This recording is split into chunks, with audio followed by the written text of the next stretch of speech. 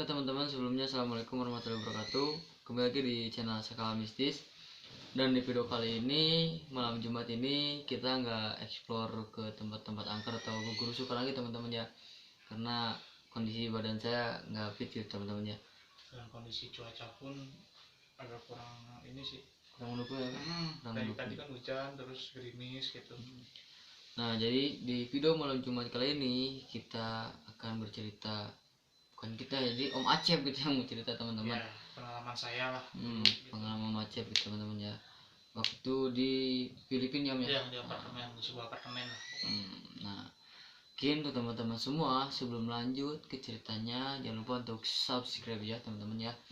Terus like juga, komen kalau misalkan teman-teman punya tempat rekomendasian gitu. Maksudnya rekomendasi tempat lah gitu buat nanti kita lanjut explore kayak gitulah. Kalau misalkan di tempat kalian di pinggir rumah atau di mana gitu, atau tahu lah tempat angker yang dihuni yang begitu, mungkin boleh di DM di IG _mistis atau enggak di IG saya di Wimar Ardi _Fajaludin 40430.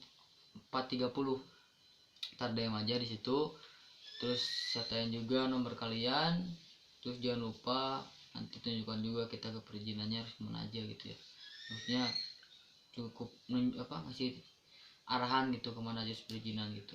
Terus bantu di share juga buat teman-temannya. Terus yang udah tahu mungkin support terus. Terus yang belum tahu tolong nih, buat yang udah tahu bantu di share juga ke teman-temannya gitu. Jadi biar yang nggak tahu tuh tahu gitu bahwa channel Skala Mistis sekarang bangkit lagi gitu. Mungkin pokoknya bantu terus support, maksudnya ya kita lebih semangat lagi lah ya, itulah cari tempat-tempat. intinya mah lebih semangat lagi buat konten gitu. Untuk mencari bukan kebenaran jadi hiburan lah, hiburan tetapi di kayak gitulah. Iya. Tempat-tempat kayak itu teman-teman. Dan mohon maaf nih, konten kemarin yang ekspedisi pakai mobil itu agak patah-patah karena kan di situ sinyalnya pun kita kan ke daerah-daerah yang mungkin sinyalnya agak kurang bagus gitu, jadi putus nyambung gitu kemarin. Insya Allah nanti kedepannya menjadi bahan evaluasi buat kita ya, tim Skala Mistis buat lebih bagus lagi, buat lebih baik lagi lah kedepannya gitu. Okay. Mungkin ini sedikit cerita yang saya alamin itu waktu itu sekitar tahun 2001 kalau nggak salah, 2002 gitu mah. Saya belum udah lama itu. Saya lahir. Ketika itu saya umur masih kelas 6 SD ya. Kelas 6. Nah, sebelum lahir. Tahun itu kebetulan ayah saya kan kerja di Filipina ya, di sebuah perusahaan penerbangan. Di situ saya dapat bukan tiket lah ya mungkin di perusahaan itu sekeluarga boleh sambil liburan mungkin ya. Jadi yang kesana itu papa saya kan udah di sana ya. Saya, adik saya sama mama saya bertiga. Nah, datanglah ke sana. Jadi emang sebelum ke situ tuh bulan-bulan kemarin kita sempat ke situ, cuman apartemennya bukan yang sekarang, yang sekarang gitu. Jadi yang dulu. Nah, ketika datang kita di sana masih apartemen yang dulu tuh. Karena kan di situ ada dua keluarga. Dan kapasitasnya itu apartemennya tuh mencukupi untuk 2 keluarga lah gitu. Nah, ketika itu belum ada apa-apa sih. Di apartemen dulu itu lebih ruangannya lebih enak, lebih terang gitu ya. Karena terus banyak orang juga kan, secara 2 keluarga gitu kan, rame lah gitu. Nah, ketika kita sudah satu minggu di sana, teman ayah saya itu dia kan bawa keluarga juga, dia pulang. Karena sebelum saya ke sana, keluarga teman ayah saya itu bulan kemarin kesananya. Jadi udah waktunya pulang lah, jatahnya udah habis lah gitu. Keluarga teman ayah saya pulang. Nah, otomatis kan di apartemen itu kan kegedean ya buat satu keluarga. Dan akhirnya kita rekomendatin untuk pindah ruangan atau pindah suite lah, tempat gitu yang lebih kecil penempatannya gitu. Itu sekitar 2 mingguan lah. 2 minggu di sana, dan kebetulan itu posisinya bulan puasa. Oh, lagi bulan puasa. Lagi bulan puasa saya Nah, ingat. oh, iya. Pindahlah saya itu ke ruangan yang lebih kecil lah gitu. Nah di situ awal mula kita masuk ke mungkin banyak dimensi-dimensi yang tidak berlogika lah buat saya gitu.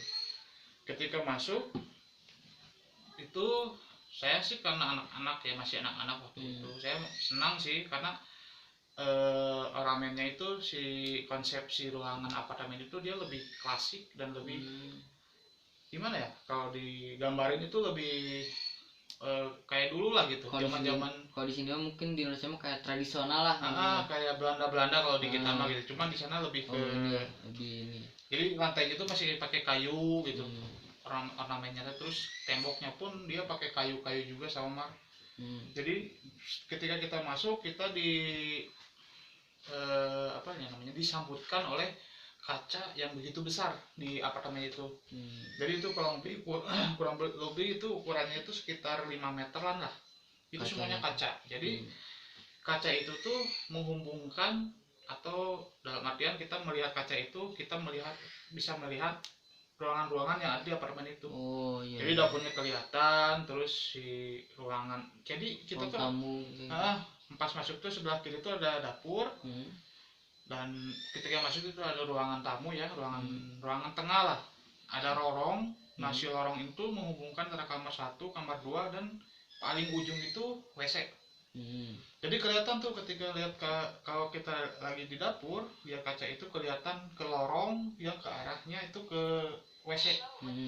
Dan WC-nya itu emang klasik banget. Jadi di dalamnya itu kayak gimana ya? Kayak pakai karpet gitu, Mas. Pokoknya pas masuk itu saya senang banget ya, enjoy, terus wah kayak yang di istana kecil gitu ruangannya itu.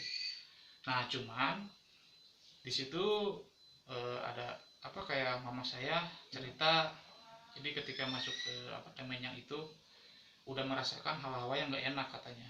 Jadi yang berawal dari teror itu dari orang tua saya, mama saya. Mama cek ya. Nah kebetulan di situ itu ketika kita masuk ke ruangan apartemen itu ada teman papa saya 1 orang. Nah jadi kamarnya itu kan ada 2 kamar tuh. Yang satu kamarnya itu buat teman papa saya, dan saya dan adik saya itu biasa tidur di ruangan tengah gitu. Karena cuma seminggu si teman papa saya itu di situ teh. Ketika itu mungkin nggak ada apa-apa. Dan saya lihat, saya suka suka aneh gitu kalau lihat orang tua saya ketika kalau di rumah nih, kalau tidur ya di kamar tidur kan. Saya lihat kalau setiap malam itu mama saya itu kalau tidur pasti di ruang tengah dulu, malam tuh di ruang tengah. Jadi saya suka lihat gitu, kok nggak langsung tidur di kamar gitu kan. Cuman ya udah nggak apa-apa, mungkin pengen pengen main lah, mungkin menikmati dari itulah ya, pengen ngerasain tidur di mana aja gitu. Terkadang kalau masak nih, mama saya itu kalau masak agak pengen ditemenin itu sama adik saya atau sama saya. Jadi istilahnya kalau ini ya bantuin lah mama masak gini. Tapi itu teh hal itu teh nggak biasanya kalau di rumah. Ya biasa aja kalau masak sendiri gitu. Nah di situ teh, jadi yang pertama itu yang merasakan itu mama saya. Dan kata mama saya ketika lorong itu malam-malam kejadiannya sekitar jam 9-an lah. Mama saya melihat lorong kaca cermin itu ke lorong itu kayak ada wanita yang jadi masuk di WC-nya itu ada sosok wanita itu. Itu perawakannya kayak gimana ya? Kayak manusia biasa lah. Itu. Nah di situ teh dikirain teman ayah saya kan, karena cewek tapinya gitu.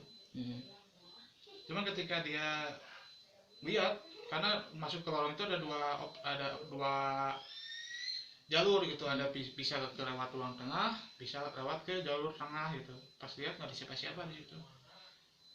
Nah di situ orang tua saya udah nggak apa-apa lah gitu ya. Nah sesudah itu yang paling mengejutkan, kan itu ada teman ayah saya tuh kerja bareng sama ayah saya. kalau sekarang mah nge-WA atau cuman dulu mah SMS mungkin. Iya dulu SMS. SMS ke mama saya teh banyak berdoa, dan yang ya karena teror, dan ternyata teror itu teh nggak sama mama saya aja. Jadi ke teman ayah saya juga dia kadang-kadang keteror dan menampakkan diri kadang-kadang seperti itu. Jadi ngasih tahu bahwa banyak doa, ibadahnya harus makin ini lagi lah gitu, karena emang hawanya itu nggak enak gitu si apartemen itu. Nah, oke lah, udah seperti itu. Yang kejadian yang saya rasain itu, saya paling dulu itu kan ada kamar mandi tuh enak sebenarnya, kamar mandi yang lorong gitu. Cuma saya paling nggak berani mandi di situ ataupun apapun aktivitas ke WC lah gitu. Karena WC yang ada dua kan WC-nya di situ, sama ada yang di belakang dekat dapur. Nah saya selalu di situ. Karena di situ itu kecil, cuman cahayanya penerangannya canggih lah gitu. Saya kan agak ya? Kalau di lorong itu dia kayak pakai lampu sorot gitu, jadi kok kamar mandi tapi gelap gitu mah. Oh jadi ada yang ke cahayain, ada yang enggak mungkin ya. Oh iya paham. Dan kalaupun saya mandi di situ, itu pasti saya dibuka si pantuannya, jadi nggak ditutup mah. Saya nggak berani tutup gitu. Apalagi dikunci gitu. Jadi cuma dibuka. Mata orang tua saya, mama saya suka marahin tuh, suka tutupin pintunya karena kan mencret keluar si airnya kan gitu. Ya itu alasannya saya kenapa nggak mau ditutup ternyata. Dan saya itu ngobrol langsung ke mama saya pas ketika pulang, karena geeman lah gitu kalau saya rasa gitu lah. Saya pun masih kecil tapi ya ngerasain lah hal-hal yang kurang enak lah mungkin. Nah di suatu ketika dulu itu saya itu waktu zaman suka nonton Smackdown gitu kan. Kayak gulat-gulat gitu ya, gulat dulu lagi trending-trendingnya tuh. Ya benar dulu. Nah itu posisi teman ayah saya udah pulang tuh. Udah pulang dan saya main di situ di kamar itu. Jadi kamar itu teh jadi kamar saya sama adik saya. Ketika dia pulang kosong kan, saya main di situ tuh. Itu teh maghrib lah, saya masih ingat maghrib itu. Ketika maghrib saya main Smackdown di situ. Maksudnya dalam artian Smackdown nggak paku atau enggak ya? Lah sambil bercanda gitu. Skala anak kecil lah. Gitu. Sambil bercanda kan. Nah di situ saya kayak yang jauhan lah gitu ya, jatuh-jatuhan gitu. Jaraknya saya sama adik saya itu jauh. Saya melihat ada suatu tarikan dari kaki adik saya itu, kayak ditarik gitu. Set. Di situ saya kaget kan, ngerti gimana tapi nyerosot gitu, udah nyerosot itu adik saya itu sambil ke saya tuh tolong gitu. Udah ditarik itu dibantingin sampai ke bawah. Jadi kan di kasur posisinya tuh kasur kita ada agak tinggi lah, dibanting tuh ke bawah. Wah, adik saya langsung ya ke situ langsung nangis kan, otomatis kan. Wah sia. Jadi saya teh diem kebingungan gitu, nggak tahu apa-apa gitu. Padahal bukan saya yang ngelakuin, dan adik saya pun sebenarnya tahu gitu. Tahu ya. Karena sorotan kakaknya mungkin saya pakai kaki atau gimana, padahal saya nggak ngelakuin apa-apa di situ. Adik saya langsung nangis kerasnya, dan mama saya menghampiri, dan otomatis saya lah yang kenal lah, karena kan nggak ada siapa-siapa lagi kan. Yang benar main tes, udah jangan main kayak gini. Saya itu sampai nggak enak ya, maksudnya sakit hati karena secara saya nggak ngelakuin apa-apa gitu. Dan saya itu lihat jelas banget itu ada tarikan, digeser langsung dibantingin si kakinya itu sampai ke bawah gitu. Nah di situ awal mula saya ini ada masalah nih gitu si apartemen ini gitu. Ya mungkin tadinya Om tuh mau bilang gitu, Om tuh ngelihat yang narik itu, tapi kalau misalnya diceritain takutnya iya udah pasti nggak percaya kan gitu. Saya juga di situ heran gitu, kok bisa kayak gitu. Itu ada yang tarik apaan gitu ya. Dan kalau nonton dari film-film horor luar negeri lah kayak gitu itu memang beneran ada gitu. Iya emang saya ngalamin dulu gitu. Jadi wah saya flashback nih kalau lihat nonton kayak gitu. Emang beda sama goib-goib yang di Indonesia. Ternyata di sana itu lebih lebih fisik mainnya gitu. Ini. Dan yang sering itu interaksi di dapur mah. Kayak ada yang yang berjatuhan lah, kayak benar-benar berjatuhan tuh. Genteng. Lihat tikus, dan ada tikus satu di situ kan. dia ini udah jatuh mah sama cicak atau apa gitu. Tapi itu tuh sering banget itu. Sampai-sampai udah jadi hal yang biasa gitu. Kata mama saya, jadi mama saya ngelantur, bukan ngelantur, jadi ngomong gitu kayak yang ngapain sih ini ganggu terus, kan kita nggak ngeganggu gitu kan. Terus cuman di situ cuman saya teh sebenarnya gitu omongan mama saya teh, mah ngomong ke siapa sih, kata saya teh gitu, kayak anak kecil lah gimana ya. Enggak, biasa. Itu tuh jadi hal yang biasa tiap hari kita kayak seperti itu mah. Nah, suatu saat nih, ketika udah agak setengah bulan lah di situ ya, udah hampir mau pulang tuh, 2 minggu sebelum pulang. Kita kan kalau Jumatan nih, kalau Jumatan itu kita biasa ke kedutaan Indonesia ya. Nah, itu jaraknya dari apartemen ke kedutaan itu sekitar 30 menitan lah. Di situ mama saya udah jangan sana ke saya teh, udah gunung jangan ikut sana, temenin mama we di sini, katanya gitu. Kata saya teh, mam pengen diikut atuh, gini kan Jumatan, laki-laki gini nggak boleh kan kayak gitu, kata saya harus Jumatan. Dan papa saya udah temenin si mama aja, jadi yang pergi tuh ayah saya sama adik gitu, otomatis saya di situ gitu. Di situ saya nggak ada apa-apa, mah kenapa sih guru ditemenin kan, saya nanya gitu. Enggak, pengen ditemenin aja, mama udah nggak bisa sendirian di sini, katanya, kata si mama teh. Nah di situ ada suatu gangguan juga tuh, kayak di kamar mama saya itu kayak lemari ada yang apa gebrok gitu. Kayak mukulin buk. Dan mama saya tuh merinding aja. Mama saya nggak berani ngelihat langsung gitu. Dia teh kalau ada apa-apa saya nyumbalin gitu. Jadi ngerti nggak? Kalau jadi itu juga konsepnya jadi agak nurun ke saya, Mar. Jadi ketika saya kan main ular, main apa kan, ada ular galak nih, kayak ke anak saya ini handle gitu. Jadi numbalin dulu anak gitu. Nah nggak jauh mama saya pun kayak gitu dulu gitu. Tinggal aja kamar naon sih atau gebrak-gebruk gitu. Ya saya kan biasa aja gitu, naon sih gitu, pas tinggal emang nggak ada apa-apa gitu. Pas kita balik lagi gebrak-gebruk lagi gitu. Saya teh jadi penasaran, jadi sebelum ke si mama teh ngintip gitu. Cek sok gebrak-gebruk lagi, kata saya langsung ditoong gitu. Itu teh nggak ada suara, cuman ada suara spray yang kayak begini mah. Yang di ini nah. Gitu. Pas saya lihat, saya cuma lihat endingnya aja terakhir pas. Jadi kan kalau begini kan jadi kayak gitu ya. Gelombang gitu kan. Jadi pas terakhirnya saya lihat pok gitu. Nah di situ saya langsung ngomong, dan saya kalau ada apa-apa kalau waktu kecil pasti ngomong gitu, spray hidup sendiri mah gitu kan, kata saya teh gitu. Sok kemana wae ngomong teh, kata si mama teh kan, beneran ayo kata saya sampai gitu kan si mama teh. Udah nanti nungguan si papa. Jadi saya teh gimana ya, mama saya teh takut, cuman saya merasa biasa aja sebenarnya mah gitu ya. Hal yang jadi saya teh jadi power sebenarnya buat saya teh. Ayo ya mah, tinggalnya aneh sih mah. Jadi saya tuh bukan menakuti, cuma kok aneh gitu kan. Dan ternyata itu saya melihat jadi gelombang kayak gitu, kayak yang dimainin gitu. Udah gitu. Nah ternyata pas mau lebaran nih, kejadiannya mau lebaran, mungkin ibu saya juga berdoa gitu, karena gangguan terus itu sama ibu saya sebenarnya gitu. Lebih ininya Sampai mama saya kalau ngomong gitu tentang masalah itu teh hampir tiap malam katanya dimimpiin mah. Dimimpiin sosok wanita, sosok keluarga lah, sosok wanita, bapaknya ada tapi lebih ke bule-bule India kalau nggak salah ya. Dan anaknya. Nah ternyata si dede pun nggak nyaman di situ. Jadi dia tuh sering ngelindur kayak gitu. Terus yang paling epicnya itu ketika malam pernah sakit adik saya di sana.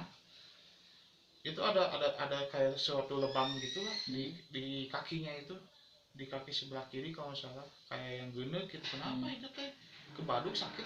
Nggak sakit tapinya gitu. Cuma saya ingat waktu ditarik itu mah, waktu ditarik itu jadi posisinya teh, ini posisinya kok sama yang waktu ditarik teh gitu. Apa gara-gara, tapi cuman pikiran biasa lah, nggak sampai panjang gitu ya. Ini cuman kok sama yang di sini gitu ya posisinya teh gitu. sakit di sana kan ya minoritasnya kan Kristen mas, ya, jadi non Muslim lah. Sampai-sampai orang tua saya yang berhijab gitu harus dibuka gitu karena menghormati tradisi di sana gitu. Jadi otomatis kita di sana nggak ada tempat penanyaan mas, mau kemana kita ke tempat orang yang bisa kan, apalagi tahun-tahun kemarin kan gitu. Nah katanya ketika waktu itu teh mama saya lebih ke mimpi, terus kalau menampakkan itu pernah, cuman lebih ke bapak-bapak menampakkan, jadi kayak ada sosok laki-laki gitu. Kalau lagi di dapur nih, jadi di dapur sebelah kanan itu kan WC, terus ada jemuran juga, kayak ngeliatin gitu. Pernah waktu itu jadi bangun tidur katanya, dia takut, mama saya takut ke WC yang tengah, akhirnya memilih opsi yang WC yang dekat dapur itu. Ketika dibuka masuk biasa, terus keluar lagi, pas keluarnya kan ada kaca cermin itu kan, cermin itu jadi ketika cermin melihat, jadi di belakang itu ada sosok laki-laki katanya.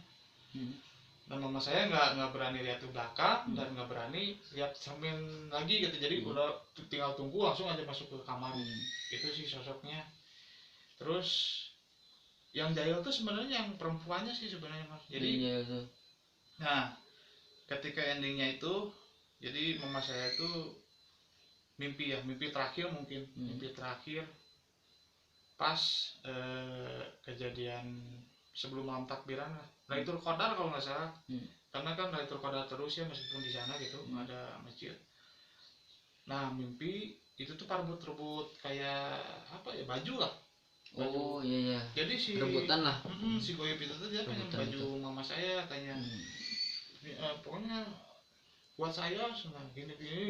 Dia nggak mau, mama saya juga tetap nggak mau sambil baca segala macam gitu.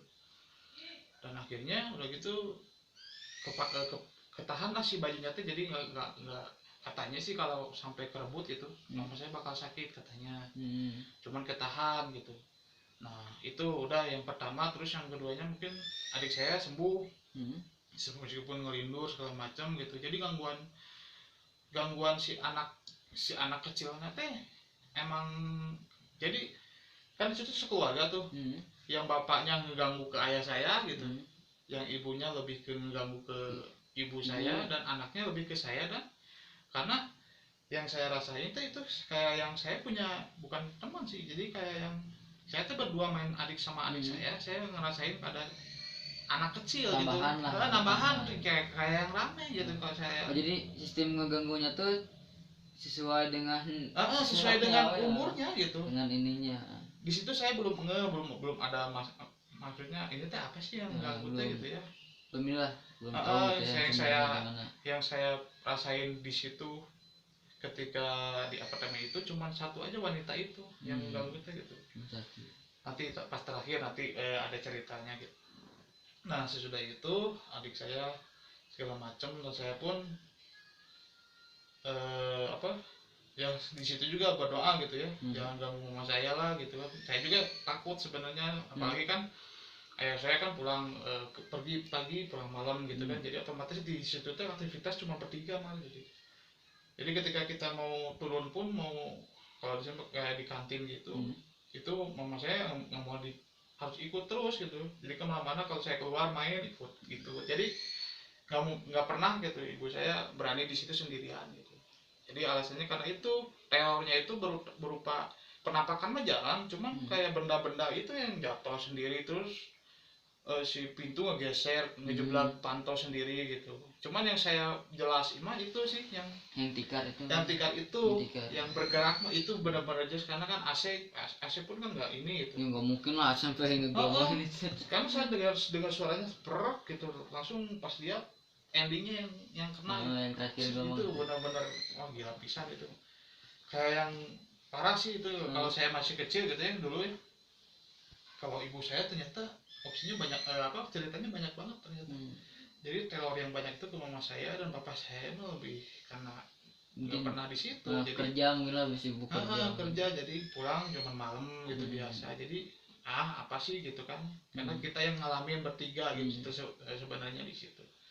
Nah ketika itu bapak saya juga mimpi, katanya mimpi melihat kayak ada sosok lah seumur lah, serabat juga gitu, kayak yang melambai-lambai gitu ke bapak saya teh. Melambai-lambai, jadi posisinya tuh melambai-lambai minta ya ke sini, itu di area jemuran tuh mas. Di area jemuran, cuman bapak saya pasti gitu, enggak gitu kan, biasa aja gitu, cuman berdoa gitu, dan akhirnya dia memilih untuk mundur sendiri. Jadi si sosok itu mundur sendiri, udah aja hilang gitu. Nah besoknya itu mama saya ketika kejadian mimpi itu, besoknya itu dia kayak yang lebih fresh mah di situ mah. Kayak yang lebih kok enak sih, enak apartemen ini enak tuh, jadi hawanya jadi enak gitu, jadi enjoy gitu ya, nggak ada tekanan gitu. Nggak ada tekanan. Nah pas sore asar kalau nggak salah, saya lagi nonton TV itu sama adik saya. Mama saya kun dah sini gerak, bawa ke lorong ya, terus ke dapur, terus yang kamar mandi yang kedua itu yang ada popoyan, masuk ke situ yang ada jemuran. Dengerin saya jelas mal itu saya, adik saya sama ibu saya mendengar suara adzan tuh di situ, di lorong. Kalau sekarang kayak udah lorong, ada lorong sampah lah itu. Oh iya, yang dari satu apartemen teh, jadi kalau pembuangan teh ke situ gitu. Saya teh dengar banget ada suara adzan itu. Karena kan kalau pakai logika gitu, itu kan minoritas ya, jadi maksudnya mayoritasnya kan non muslim gitu. Dan kalau biasa kalau ada adzan itu harusnya tiap hari dong. Iya. Gitu. Cuma ini jelas banget itu arahnya teh, saya teh nyari teh di mana gitu kan. Saya teh penasaran nih. Cari aja, saya teh keluar gitu, luar ruangan ya, luar apartemen. Kan itu teh nyambung sama basement yang tempat pembuangan sampah, itu nggak ada. Pas saya masuk lagi ke ruang itu, ada lagi suara adzan teh. Wah, subhanallah mah, hanya bisa ya adzan kieu, kata saya teh. Dan mama pun katanya, mama orang tua saya sekarang lebih ngemplong hawanya di sini gitu. Kayak yang gimana ya, udah kita teh kayak merdeka gitu, kita udah inilah mengusir lah sih kalau ininya mah gitu. Mereka yang kalah gitu. Dengan kesabaran, dengan kekuatan kita, dengan kekuatan berdoa mungkin berdoa ya, jadi itu sebenarnya kita dimanapun kita berada gitu intinya. Kita ingat sama Allah aja, beribadah. Jadi bukan berarti kita diganggu, kita menjadi makin down untuk ibadah gitu. Justru kita harus makin giat lagi gitu. Ya kan biasanya kalau ada gini, kalau misalkan kita datang ke teman-temannya ke tempat ini, justru malah takut, sehingga pengen ibadah teh takut kan, takutnya apa, suka kan yang kayak gitu kan, misalkan ke tempat-tempat itu. Jadi ya ini juga bisa jadi pelajaran gitu ya buat teman-teman semua. Kita pun mau di negara manapun, mau di daerah manapun gitu ya, sebisa mungkin ya haruslah jangan, meskipun itu kan kayak gitu ya. Dalam artian kan jin itu kan bukan jin, mungkin bukan jin muslim lah, tapi tetap kita ibadah Allah lah nomor satu mah gitu. Ya Allah, tetap aja dia juga risih mungkin gitu ketika kita rumah itu nggak kepake udah lama banget mah. Jadi ketika kita masuk itu debunya itu ya, ketika di usap itu tebal banget. Jadi kita tuh satu hari itu tuh clean area semua karena udah lama banget gitu. Nah sesudah itu sudah ada, kita udah hidup tenang itu udah seminggu lagi lah di situ. Kenapa nggak dari pertama gitu kan? Mungkin kalau dari pertama ibu saya nggak terlalu depresi dengan hal itu gitu. Karena jujur holiday pun kita agak terganggu dengan hal itu sebenarnya. Iya benar. Jadi kita tenang lah. Nah jadi mau kesini tuh kepikirannya itu yang bayang itu, jadi nggak menikmati suasana itu di sana gitu. Dan suatu saat ayah saya ngobrol, jadi ngobrol sama security yang mungkin udah lama di situ. Kamar berapa saya lupa lagi kamarnya, nomornya gitu. Itu katanya keluarga saya diteror sama yang kayak gitu. Dulunya siapa sih yang kalau sebelumnya sih ada yang ini tapi normal, cuman dulu tahun berapa lah. Jadi di situ ada satu keluarga mah, keluarga bule India kalau nggak salah ya. Dia tuh kayak bunuh diri massal gitu mas. Jadi satu keluarga itu bunuh diri massal. Jadi si ayahnya, si mamahnya sama anaknya. Mungkin ya anaknya mungkin kayak yang bukan bunuh diri sih, jadi anaknya di keterpaksaan orang tua. Iya, jadi ini makan ini kayak racun gitu. Jadi Ah. emang udah kayak gimana sih? Udah Aneh juga sih. dipikirin lah gitu. Pokoknya mengakhiri hidup tuh. di situ kejadiannya. Jadi tahun nggak tahu, lupa saya. Pokoknya ada yang bunuh diri aja kata mama saya. Satu keluarga, anaknya, bapaknya, dan ibunya. Dan ternyata yang terneror itu kayaknya itu ya, yang keluarga itu ya. Oh, jadi satpam pun ngasih tahu tuh setelah kita mau pulang. Iya. Pas sebelumnya nggak ngasih tahu. Nggak ngasih tahu, udah karena kan saya juga nggak ngerti bahasanya. Iya, waktu dulu bapak saya yang selalu interaksi, jadi saya mah, jadi itu cerita pas kita mau pulang di airport kalau nggak salah gitu. Ya mungkin si satpam tuh mungkin lihat ini keluarga ini mah bertahannya lama gitu ya. Iya, kayak kayak aneh gitu kok ini. Biasanya mungkin itu kamar itu teh kayak yang keluar masuk mah. Jadi ada yang di situ mungkin seminggu udah pengen pindah lagi. Kayaknya seperti itu gitu. Kalau saya udah full benar-benar sebulan di situ, dan bapak saya juga ngomong katanya udah aman lah, nggak ada apa-apa katanya di situ gitu. Cuman ya itu historinya gitu, si kamar itu ternyata ada yang bunuh diri satu keluarga. Iya paham sekarang paham. Jadi mungkin jadi kayak apa ya, kayak mungkin si keluarga itu tuh kayak ada dendam mungkin ya, entah dendam pribadi lah yang nggak bisa diungkapin tak apa, jadi hingga hidupnya tuh diakhiri di situ gitu ya. Benar. Nah, jadi efeknya gitu mungkin dia si yang menyerupai si sosok keluarga itu mungkin jadi ada yang berniat negatif lah sehingga melukai yang adik omanya gitu kan. Mungkin kalau yang si bapaknya itu mungkin nyuruh manggil tuh nggak tahu ada yang mau disampaikan, nggak tahu ada yang hal-hal yang negatif lah kayak mencelakai atau gimana ya takutnya gitu. Karena emang saya juga sering nonton sih ya youtuber dari luar negeri gitu ya yang sejalur dengan kita gitu teman-temannya, itu konten itu emang lumayan agak serem, sampai barang pun bisa sampai ya betul. Lebih ke fisik sih. Lebih ke fisik. Kalau kita kan kalau misalkan dulu pelobok gini hilang lagi gitu ya. Karena gini mah waktu ketika itu saya tahu mama saya kalau ketika pakai sweater itu dia lagi keadaan sakit, itu aja patokannya. Itu tiap hari mama saya sebelum tidur itu pakai sweater yang buat sakit itu khusus. Itu tiap hari, berarti kan kalau secara logika nih, kalau sekarang saya mikir gitu, berarti kan tiap hari itu diterornya, digangguinnya gitu. Ya uyuhan lah kuat gitu. Meskipun dia nggak bercerita ke anaknya, mungkin karena takut lah. Udahlah ini urusan saya mungkin. Cuman suatu ketika Jumatan itu, ibu saya agak langsung ngobrol tuh sama saya, mama takut, bukan takut sih, lebih ke digangguin terus lah sama makhluk situ gitu ya, intinya gitu. Cuman ya apa ya hikmahnya itu sih sebenarnya kita merdeka juga ternyata gitu. Di balik keterpurukan mungkin ya. Nah itu ketika udah merdeka dan udah ada ajan itu, saya disuruh main keluar. Udah main aja di sana, mama mau bersih ini semua. Jadi udah nggak takut sih mama teh. Jadi malah kita diusir nih. Ayo mah ke taman kata saya teh. Udah jadi keluar aja sih, mama sendiri aja di sini. Jadi emang udah beda auranya.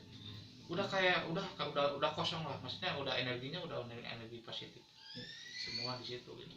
Jadi gitu teman-teman, dimanapun dan kapanpun dan di situasi seperti apapun, kita jangan lupa pada Allah yang itu intinya. Itu sih sebenarnya. Ya itu pengalaman misteri saya mungkin yang pertama awal mulanya. Cuman karena ada kejadian kemarin Gunung Bohong, jadi itu jadi trending utama buat saya. Yang pertama itu Gunung Bohong, dan ini jadi kedua karena saya ngalaminya waktu kecil sih sebenarnya gitu. Jadi baru ingat juga mungkin ya. Ketika di sini saya kalau ngobrol gitu ya sama mama saya sama papa saya itu suka ingat gitu. Itu ingatnya City Line de la Rosa namanya tuh. Iya mama di situ. Kalau ngobrolin horor di keluarga saya pasti orang mama saya ngobrolin itu. Yang buat-buatnya ke yang itu ya. Karena mungkin itu juga mungkin pengalaman keluarga Om yang paling itulah ya, karena adik saya kan juga masih kecil, jadi ingat kadang waktu sama ingat tuh waktu semeter si mama nyalahin, jadi baru sekarang itu bukan benar-benar bukan saya kata saya kayak gitu. Nah di situ mungkin mama saya jadi ya emang maksudnya jadi kaget juga sih sebenarnya gitu ketika saya ngomong dan emang saya dulunya pembohong ke orang tua jadi nggak pernah dipercayai gitu, apalagi hal-hal yang kayak gitu mah gitu. Mungkin kalau misalkan bilang wah naon sih budak teh terpenting pisan warna naon gitu nyalakeun kasar meureun gitu kan. Bener Gitu. Ya, jadi ya itu sih nih teman-teman, kita bisa jadi ngambil pelajaran dari kisah Om Acep ya. Ini emang kisah real keluarga Om Acep waktu pas liburan ke Filipina ya teman-teman ya. Ya meskipun saya juga belum tahu Filipina dan hotel itu di mana. Ya, pokoknya ya biasa aja sih kayak di Indo gitu kalau karena iya. di Asia juga sama aja di Asia Cuman gitu kan. untuk galaknya beda. Ya cuman itu kisah misterinya sih kayak gitu. Lumayan ya. Terus dulu sih waktu saya training di Malai juga itu kalau Malai hampir sama Indo. Malai. Cuman sebutannya aja yang beda gitu. Kayak kuntilanak gitu. Di sana kan saya kuntilanak apa sih kuntilanak gitu. Apa gitu namanya teh lah. Kalau kuntilanak teh gitu. Tapi hantunya sama gitu. Kalau agak sebelah ke barat ke barat Filipina ke atas gitu mungkin udah beda. Jenis-jenisnya karena kan tergantung mayoritas ya karena mayoritas Malaysia itu kan muslim juga kan. Jadi kebanyakan sama dengan Indonesia. Di Malaysia juga pernah pengalaman kayak gitu? Pernah, cuma kan dikit sih, itu mah cuman ya wajar sih yang kayak gitu-gitu mah gak aneh sih gitu. Cuman yang paling epic sih itu digangguin secara fisik, secara ya maksudnya bukan menampakin pun nggak seseram yang kayak di kita gitu. Kalau misalkan Dragon mungkin kalau di kita mah genderuwo di sana sebutnya monster mungkin ya. Ya mungkin kan gitulah pokoknya ya. Nah gitu. Itu aja sih cerita pengalaman saya waktu di Filipina waktu kecil dulu gitu. Ya mungkin itu sih pengalaman bersama Om Acep ya. Mungkin teman-teman bisa diambil lah pengalaman baiknya gitu dan jadi seperti itu. Ngejelasin juga bingung gitu aja karena emang ini benar-benar pengalaman yang bisa diambil hikmahnya tuh benar-benar bisa diambil gitu. Jadi emang berkelanjutan ceritanya tuh tingkat telur dan endingnya kita tahu jadinya gitu. Ternyata pada itu ada dulunya ada tragedi seperti itu gitu. Itu sih lumayan ini juga yang asalnya saya ngedenger itu seram tapi yang sini jadi sedih juga gitu ya. Iya benar.